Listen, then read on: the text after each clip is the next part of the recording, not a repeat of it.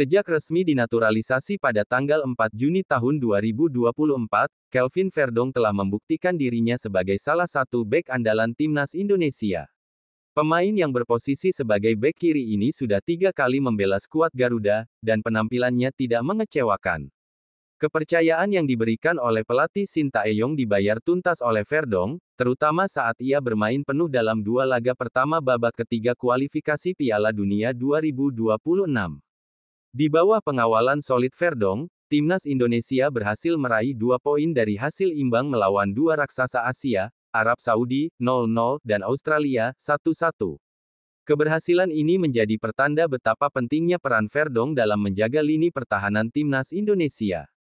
Pengalamannya di NEC Nijmegen serta jam terbang tinggi bersama timnas Belanda dari level U15 hingga U21 memperkuat kualitasnya sebagai pemain bertahan yang tangguh.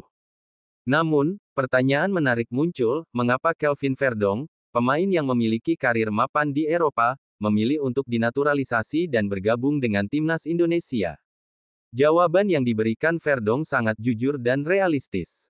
Dalam wawancaranya dengan Football International, Verdong menyatakan bahwa dirinya tak lagi memiliki peluang untuk menembus timnas Belanda.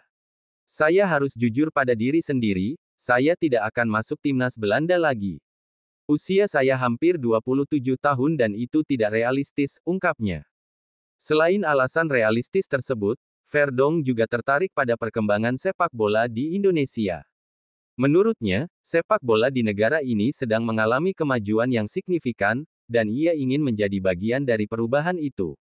Sepak bola tengah berkembang di negara ini. Mereka masih bersaing untuk Piala Dunia 2026, kata Verdong penuh antusias.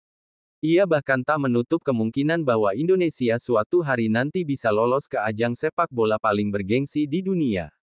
Bayangkan jika mereka berhasil, tiba-tiba saya berada di Piala Dunia, tidak ada yang tahu, tambahnya. Tak hanya faktor sepak bola, keputusan Verdong untuk dinaturalisasi juga dipengaruhi oleh akar keluarganya.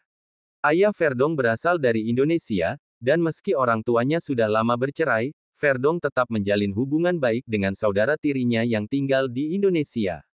Saya punya kontak dengan saudara tiri dari pihak ayah. Mereka lahir dan tinggal di Indonesia, jadi mereka juga punya hubungan dengan saya, jelasnya. Kini, timnas Indonesia menempati posisi keempat klasemen sementara grup C kualifikasi Piala Dunia 2026 zona Asia.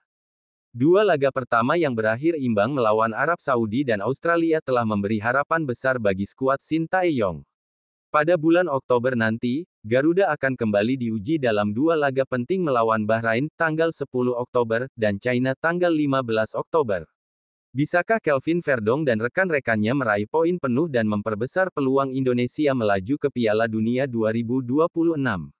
Kita tunggu hasilnya dengan penuh antusias. Perjalanan Verdong dari NEC Nijmegen hingga ke timnas Indonesia menjadi kisah yang menginspirasi, membuktikan bahwa sepak bola bukan hanya tentang bakat dan peluang, tapi juga tentang keputusan yang tepat di saat yang tepat.